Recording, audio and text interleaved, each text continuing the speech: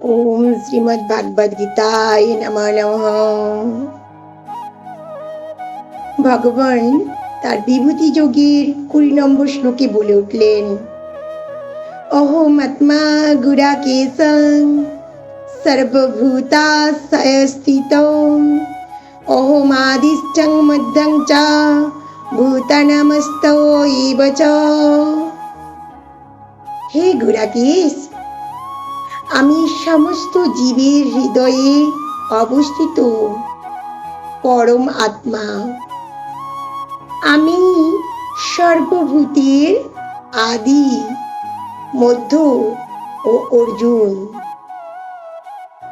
যারা অজ্ঞানতার অন্ধকারে নিদ্রিত, তারা কখনোই আমায় জানতে পারে না।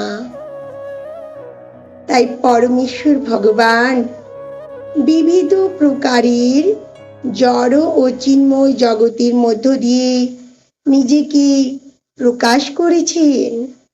রাধে রাধে।